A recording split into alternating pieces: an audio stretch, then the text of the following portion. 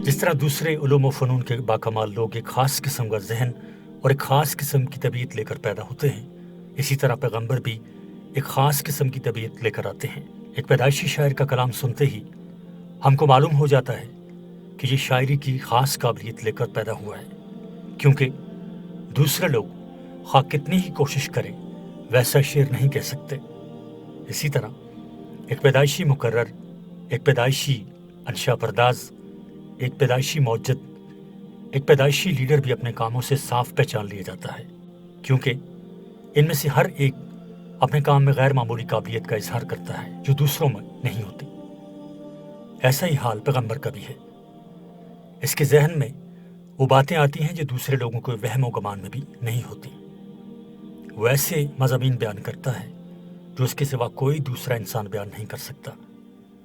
اس کی نظر ایسی باریک باتوں پر خود بخود پہنچ جاتی ہے جن تک دوسروں کی نظر برسوں کے غور و فکر کے بعد بھی نہیں پہنچتی۔ وہ جو کچھ کہتا ہے ہماری عقل اس کو قبول کرتی ہے، ہمارا دل گواہی دیتا ہے کہ ضرور ایسا ہی ہونا چاہیے۔ دنیا کے تجربات اور کائنات کے مشاہدوں سے اس کی ایک ایک بات سچی ثابت ہوتی ہے، لیکن اگر ہم خود ویسی بات کہنا چاہیں تو نہیں کہہ سکتے۔ پھر اس کی طبیعت ایسی پاکیزہ ہوتی ہے کہ وہ ہر معاملے میں سچا، سیدھا اور شریفانہ طریقہ اختیار کرتا ہے۔ وہ کبھی کوئی غلط بات نہیں کہتا، کوئی برا کام نہیں کرتا، ہمیشہ نیکی اور صداقت کی تعلیم دیتا ہے، اور جو کچھ دوسروں سے کہتا ہے اس پر خود بھی عمل کر کے دکھاتا ہے۔ اس کی زندگی میں کوئی ایسی مثال نہیں ملتی کہ وہ جو کچھ کہے اس کے خلاف عمل کرے۔ اس کے قول یا عمل میں کوئی ذاتی غرض نہیں ہوتی۔ وہ دوسروں کے بھلے کی خاطر خود نقصان اٹھاتا ہے اور اپنے بھلے کے لیے کسی کا نقصان نہیں کرتا۔ اس کی ساری زندگی سچائی، شرافت، پاک طینتی، بلند خیالی اور اعلیٰ درجے کی انسانیت کا نمونہ ہوتی ہے، جس میں ڈھونڈنے سے بھی کوئی عیب نظر نہیں آتا۔ انہی چیزوں کو دیکھ کر صاف پہچان لیا جاتا ہے کہ یہ شخص خدا کا سچا پیغمبر ہے۔ پیغمبر کی اطاعت۔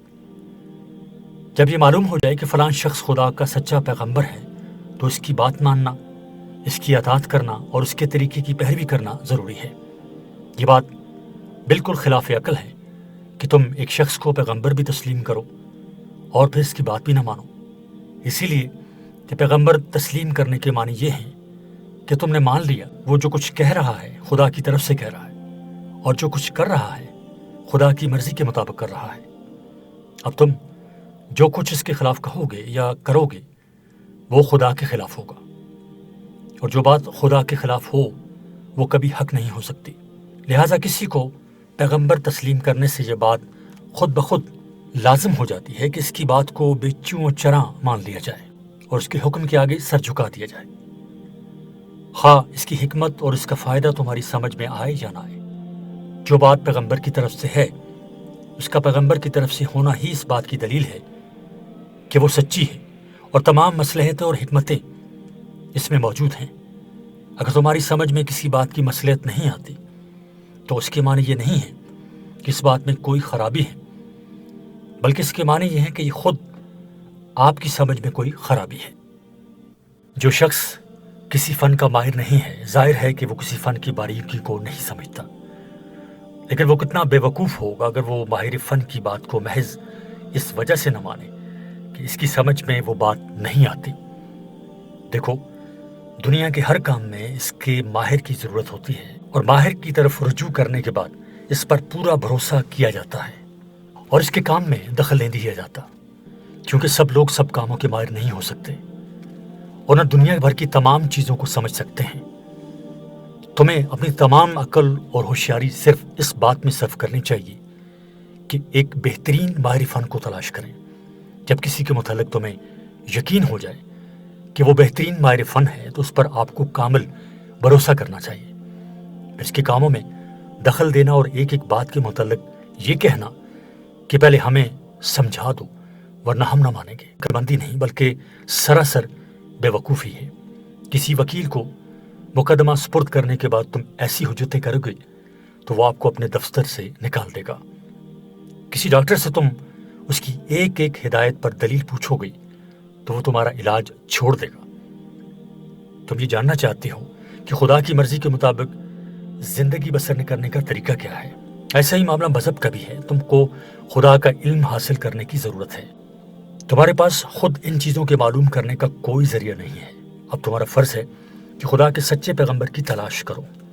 اس تلاش میں تم کو نہایت ہوشیاری اور سمجھ بوجھ سے کام لینا چاہیے، کیونکہ اگر کسی غلط آدمی کو تم نے پیغمبر سمجھ لیا تو وہ تمہیں غلط راستے پر لگا دے گا۔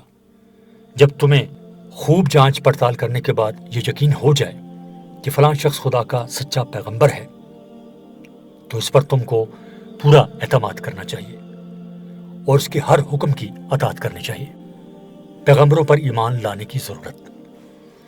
جب تمہیں معلوم ہو گیا کہ اسلام کا سچا اور سیدھا راستہ وہی ہے جو خدا کی طرف سے خدا کا پیغمبر بتائے، تو یہ بات تم خود سمجھ سکتے ہو کہ پیغمبر پر ایمان لانا اور اس کی اطاعت اور پیروی کرنا تمام انسانوں کے لیے ضروری ہے۔ اور جو شخص پیغمبر کے طریقے کو چھوڑ کر خود اپنی عقل سے کوئی طریقہ نکالتا ہے وہ یقیناً گمراہ ہے۔ اس معاملے میں لوگ عجیب عجیب غلطیاں کرتے ہیں۔ بعض لوگ ایسے ہیں جو پیغمبر کی صداقت کو تو تسلیم کرتے ہیں مگر نہ اس پر ایمان لاتے ہیں نہ اس کی پیروی قبول کرتے ہیں۔ یہ صرف کافر ہی نہیں، احمق بھی ہیں، کیونکہ پیغمبر کو سچا پیغمبر ماننے کے بعد اس کی پیروی نہ کرنے کے معنی یہ ہیں کہ آدمی جان بوجھ کر جھوٹ کی پیروی کرے۔ ظاہر ہے کہ اس سے بڑھ کر کوئی حماقت نہیں ہو سکتی۔ بعض لوگ کہتے ہیں کہ ہمیں پیغمبر کی پیروی کرنے کی ضرورت ہی نہیں، ہم خود اپنی عقل سے حق کا راستہ معلوم کر لیں گے۔ یہ بھی سخت غلطی ہے۔ تم نے ریاضی پڑھی ہے اور تم یہ جانتے ہو کہ ایک نقطے سے دوسرے نقطے تک سیدھا خط صرف ایک ہی ہو سکتا ہے۔ اس کے سوا جتنے بھی خط کھینچے جائیں گے وہ سب یا تو ٹیڑھے ہوں گے یا اس دوسرے نقطے تک نہ پہنچیں گے۔ ایسی ہی کیفیت حق کے راستے کی بھی ہے، جس کو اسلام کی زبان میں صراط مستقیم یعنی سیدھا راستہ کہا جاتا ہے۔ یہ راستہ انسان سے شروع ہو کر خدا تک جاتا ہے، اور ریاضی کے اسی قاعدے کے مطابق یہ بھی ایک ہی راستہ ہو سکتا ہے۔ اس کے سوا جتنے راستے بھی ہوں گے یا تو سب ٹیڑھے ہوں گے یا خدا تک نہ پہنچیں گے۔ اب غور کرو کہ جو سیدھا راستہ ہے وہ تو پیغمبر نے بتا دیا، اور اس کے سوا کوئی دوسرا راستہ صراط مستقیم ہے ہی نہیں۔ اس راستے کو چھوڑ کر جو شخص خود کوئی راستہ تلاش کرے گا اس کو دو صورتوں میں سے کوئی ایک صورت ضرور پیش آئے گی۔ یا تو اس کو خدا تک پہنچنے کا کوئی راستہ ملے گا ہی نہیں، یا اگر ملا بھی تو بہت پھیر کا راستہ ہوگا، خط مستقیم نہ ہوگا بلکہ خط منحنی ہوگا۔ پہلی صورت میں تو اس کی تباہی ظاہر ہے، رہی دوسری صورت تو اس کے بھی حماقت ہونے میں شک نہیں کیا جا سکتا۔ ایک بے عقل جانور بھی ایک جگہ سے دوسری جگہ جانے کے لیے خط منحنی کو چھوڑ کر خط مستقیم ہی کو اختیار کرتا ہے۔ پھر اس انسان کو تم کیا کہو گے جس کو خدا کا ایک نیک بندہ سیدھا راستہ بتائے اور وہ کہے کہ نہیں، میں تمہارے بتائے ہوئے راستے پر نہیں چلوں گا بلکہ خود ٹیڑھے راستوں پر بھٹکا کر منزل مقصود تلاش کر لوں گا۔ یہ تو وہ بات ہے جو سرسری نظر میں ہر شخص سمجھ سکتا ہے، لیکن اگر تم زیادہ غور کر کے دیکھو گے تو تمہیں معلوم ہوگا کہ جو شخص پیغمبر پر ایمان لانے سے انکار کرتا ہے اس کو خدا تک پہنچنے کا کوئی راستہ نہیں مل سکتا، نہ ٹیڑھا نہ سیدھا۔ اس کی وجہ یہ ہے کہ جو شخص سچے آدمی کی بات ماننے سے انکار کرتا ہے اس کے دماغ میں ضرور کوئی ایسی خرابی ہوگی جس کے سبب سے وہ سچائی سے منہ موڑتا ہے۔ یا تو اس کی سمجھ بوجھ ناقص ہوگی، یا اس کے دل میں تکبر ہوگا، یا اس کی طبیعت ایسی ٹیڑھی ہوگی کہ وہ نیکی اور صداقت کی باتوں کو قبول کرنے پر آمادہ ہی نہ ہوگی، یا وہ باپ دادا کی اندھی تقلید میں گرفتار ہوگا، اور جو غلط باتیں رسم کے طور سے پہلے سے چلی جاتی ہیں ان کے خلاف کسی بات کو ماننے پر تیار نہ ہوگا، یا وہ اپنی خواہشات کا بندہ ہوگا اور پیغمبر کی تعلیم کو ماننے سے اس لیے انکار کر دے گا کہ اس کے مان لینے کے بعد گناہوں اور ناجائز باتوں کی آزادی باقی نہیں رہتی۔ یہ تمام اسباب ایسے ہیں کہ اگر ان میں سے کوئی ایک سبب بھی کسی شخص میں موجود نہ ہو تو اس کو خدا کا راستہ ملنا غیر ممکن ہے، اور اگر کوئی سبب بھی موجود نہ ہو تو یہ ناممکن ہے کہ ایک سچا غیر متعصب اور نیک آدمی ایک سچے پیغمبر کی تعلیم قبول کرنے سے انکار کر دے۔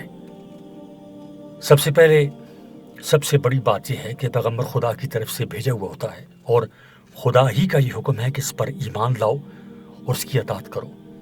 اب جو کوئی پیغمبر پر ایمان نہیں لاتا وہ خدا کے خلاف بغاوت کرتا ہے۔ دیکھو، تم جس سلطنت کی رعیت ہو اس کی طرف سے جو حاکم بھی مقرر ہوگا تمہیں اس کی اطاعت کرنا پڑے گی۔ اگر تم اس کو حاکم تسلیم کرنے سے انکار کرو گے تو اس کے معنی یہ ہوں گے کہ تم نے خود سلطنت کے خلاف بغاوت کی ہے۔ سلطنت کو ماننا اور اس کے مقرر کیے ہوئے حاکم کو نہ ماننا دونوں بالکل متضاد باتیں ہیں۔ ایسی ہی مثال خدا اور اس کے بھیجے ہوئے پیغمبر کی بھی ہے۔ خدا تمام انسانوں کا حقیقی بادشاہ ہے۔ جس شخص کو اس نے انسان کی ہدایت کے لیے بھیجا ہو اور جس کی اطاعت کا حکم دیا ہو، ہر انسان کا فرض ہے کہ اس کو پیغمبر تسلیم کرے اور ہر دوسری چیز کی پیروی چھوڑ کر صرف اسی کی پیروی کرے۔ اس سے منہ موڑنے والا بہرحال کافر ہے، خواہ وہ خدا کو مانتا ہو یا نہ مانتا ہو۔ پیغمبری کی مختصر تاریخ۔ اب ہم تم کو بتاتے ہیں کہ نوع انسانی میں پیغمبری کا سلسلہ کس طرح شروع ہوا اور کس طرح ترقی کرتے کرتے ایک آخری اور سب سے بڑے پیغمبر پر ختم ہوا۔ تم نے سنا ہوگا کہ اللہ تعالیٰ نے سب سے پہلے ایک انسان کو پیدا کیا، پھر اسی انسان سے اس کا جوڑا پیدا کیا اور اس جوڑے کی نسل چلائی جو بے شمار صدیوں میں پھیلتے پھیلتے تمام روئے زمین پر چھا گئی۔ دنیا میں جتنے انسان بھی پیدا ہوئے ہیں وہ سب اسی ایک جوڑے کی اولاد ہیں۔ تمام قوموں کی مذہبی اور تاریخی روایات متفق ہیں کہ نوع انسانی کی ابتدا ایک ہی انسان سے ہوئی ہے۔ سائنس کی تحقیقات سے بھی ثابت نہیں ہوا کہ زمین کے مختلف حصوں میں الگ الگ انسان بنائے گئے تھے، بلکہ سائنس کے اکثر علماء بھی یہی قیاس کرتے ہیں کہ پہلے ایک ہی انسان پیدا ہوا ہوگا اور انسان کی موجودہ نسل دنیا میں جہاں کہیں بھی پائی جاتی ہے اسی ایک شخص کی اولاد ہے۔ ہماری زبان میں اس پہلے انسان کو آدم کہتے ہیں۔ اسی سے لفظ آدمی نکلا ہے جو انسان کا ہم مانی ہے۔ اللہ تعالیٰ نے سب سے پہلا پیغمبر حضرت آدم علیہ السلام ہی کو بنایا اور ان کو حکم دیا کہ وہ اپنی اولاد کو اسلام کی تعلیم دیں، یعنی ان کو یہ بتائیں کہ تمہارا اور تمام دنیا کا خدا ایک ہے، اسی کی تم عبادت کرو، اسی کے آگے سر جھکاؤ، اسی سے مدد مانگو اور اسی کی مرضی کے مطابق دنیا میں نیکی اور انصاف کی زندگی بسر کرو۔ اگر تم ایسا کرو گے تو تم کو اچھا انعام ملے گا، اور اگر اس کی اطاعت سے منہ موڑو گے تو بڑی سزا پاؤ گے۔ حضرت آدم علیہ السلام کی اولاد میں جو لوگ اچھے تھے وہ اپنے باپ کے بتائے ہوئے سیدھے راستے پر چلتے رہے، مگر جو لوگ برے تھے انہوں نے اسے چھوڑ دیا۔ رفتہ رفتہ ہر قسم کی برائیاں پیدا ہو گئیں۔ کسی نے سورج اور چاند اور تاروں کو پوجنا شروع کر دیا، کسی نے درختوں اور جانوروں اور دریاؤں کی پرستش شروع کر دی، کسی نے خیال کیا کہ ہوا اور پانی اور آگ اور بیماری اور تندرستی اور قدرت کی دوسری نعمتوں اور قوتوں کے خدا الگ الگ ہیں، ہر ایک کی پرستش کرنی چاہیے تاکہ سب خوش ہو کر ہم پر مہربان ہوں۔ اسی طرح جہالت کی وجہ سے شرک اور بت پرستی کی بہت سی صورتیں پیدا ہو گئیں جن سے 20 مذہب نکل آئے۔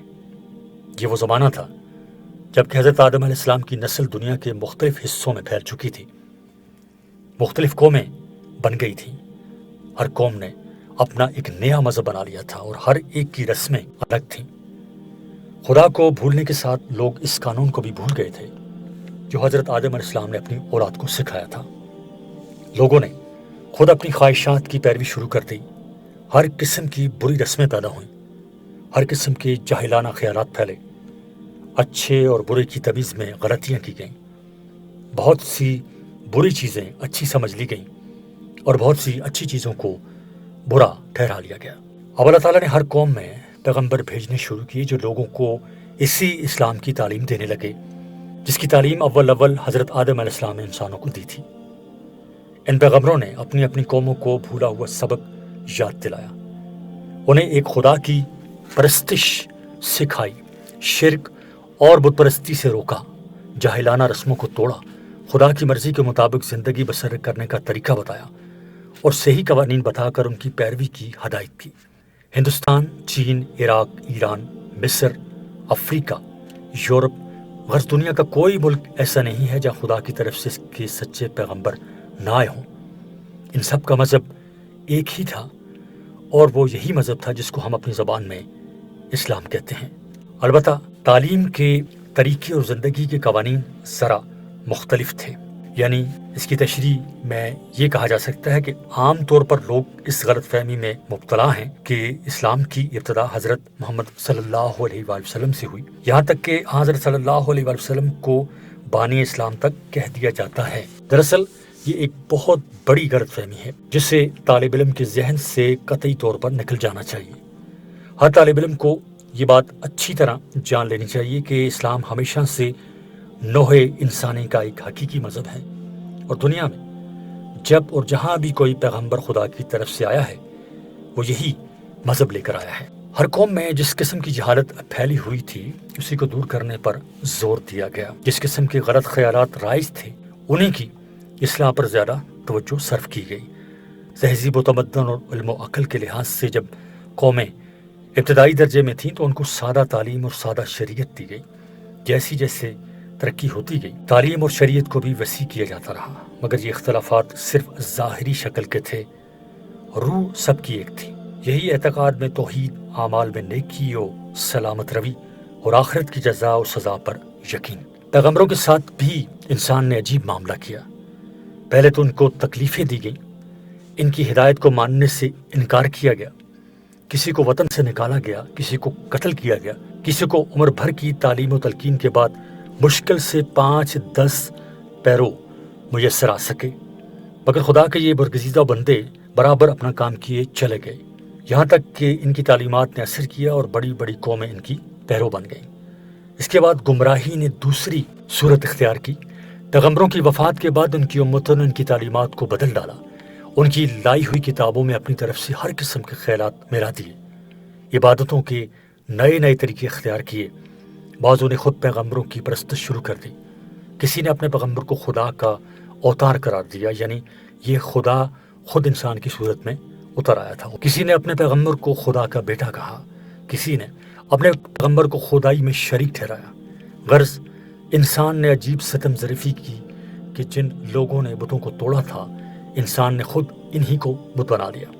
پھر جو شریعتیں یہ پیغمبر اپنی امتوں کو دے گئے تھے ان کو بھی طرح طرح سے بگاڑا گیا، ان میں ہر قسم کی جاہلانہ رسمیں ملا دی گئیں، افسانوں اور جھوٹی روایتوں کی آمیزش کر دی گئی، انسانوں کے بتائے ہوئے قوانین کو ان کے ساتھ خلط ملط کر دیا گیا، یہاں تک کہ چند صدیوں کے بعد یہ معلوم کرنے کا کوئی ذریعہ باقی نہ رہا کہ پیغمبر کی اصلی تعلیم اور اصلی شریعت کیا تھی، اور بعد والوں نے اس میں کیا کیا ملا دیا۔ خود پیغمبروں کی زندگی کے حالات بھی روایتوں میں ایسے گم ہو گئے کہ ان کے متعلق کوئی چیز بھی قابل اعتبار نہ رہی۔ اس تشریح میں یہاں یہ بات طالب علم کے ذہن نشین ہو جانی چاہیے کہ پیغمبروں کی امتوں نے اسی طرح اپنے اصل مذہب یعنی اسلام کو بگاڑ کر وہ مذہب بنائے ہیں جو اس وقت مختلف ناموں سے دنیا میں پائے جاتے ہیں۔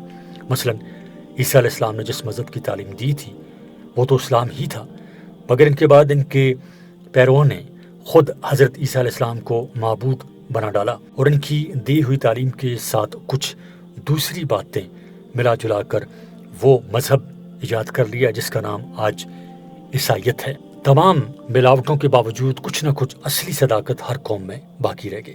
خدا کا خیال اور آخرت کی زندگی کا خیال کسی نہ کسی صورت میں تمام قوموں کے اندر پھیل گیا۔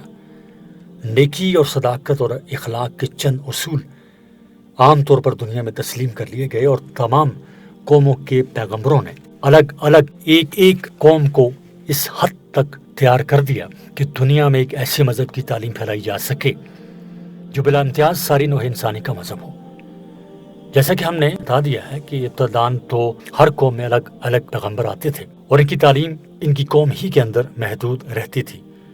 اس کی وجہ یہ تھی کہ اس وقت سب قوم ایک دوسرے سے الگ تھی، ان کے درمیان زیادہ میل جول نہ تھا، ہر قوم اپنے وطن کی حدود میں گویا مقید تھی۔